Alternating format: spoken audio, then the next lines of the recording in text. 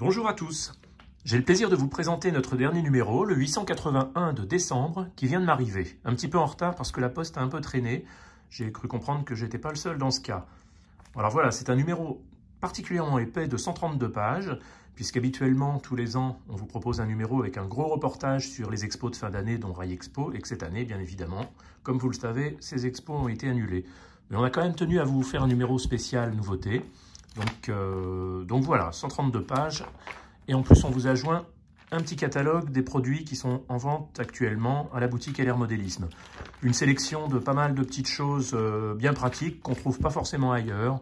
Des choses que Christian et l'équipe ont plaisir à dénicher dans les catalogues des fabricants artisans, industriels, étrangers ou français. Donc un petit coup d'œil sur ce numéro.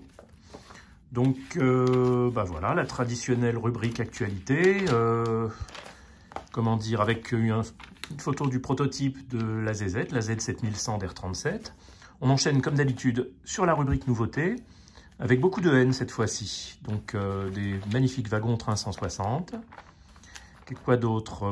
Comme je vous l'ai dit en préambule, donc le gros reportage nouveauté, qui va donner à certains l'impression que rien ne s'est passé, puisque toutes les nouveautés habituellement présentées à Rail Expo sont y compris photographiées ici, en particulier grâce à l'aide des fabricants qui ont bien voulu répondre à nos sollicitations.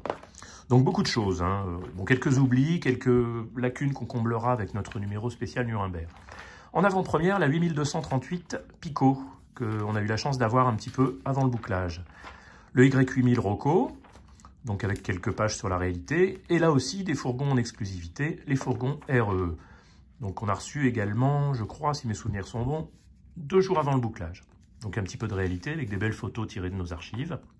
Ensuite, voilà, le cœur du numéro, le gros réseau de Régis, que j'ai eu grand plaisir à photographier. Bon, c'est toujours un plaisir de voir ce que Régis réalise, en particulier au sein de son club de Châlons, enfin de Châtenois-le-Royal pour être plus exact, dans la banlieue de Chalon-sur-Saône. Voilà, donc un super réseau dans une petite pièce, particulièrement bien agencée, bien décorée, comme sait faire Régis. Donc après, un petit article à nouveau du N, voilà, sur l'éclairage des voitures par Claude Béchameil, et puis un joli projet de réseau illustré par les photos de Didier Delattre, qui met en scène en 2020 un Y8000 et un locotracteur Moïse. Là, Cédric Chirac, qui est un habitué de la rédaction et des pages de Loco Revue, poursuit la construction de son grand réseau, et il en profite pour, comme à ma demande, je lui avais demandé d'expliciter les astuces, les tours de main, et il a fait ça très bien. Il nous explique vraiment tous ces petits tours de main, comment il fait les dévers des voies, comment il espace les voies parallèles. Donc c'est vraiment intéressant et utile. Petite présentation de notre nouvelle training box.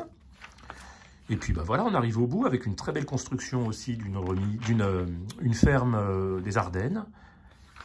Un article DCC comme d'hab, et puis on enchaîne après sur les fiches pratiques et la rubrique courrier. Voilà, un gros numéro de 132 pages. J'espère qu'il vous plaira. Vous l'aurez en principe dans une période qui n'est pas très réjouissante, donc j'espère qu'il vous mettra un peu de baume au cœur. Voilà, et à bientôt j'espère. Au revoir.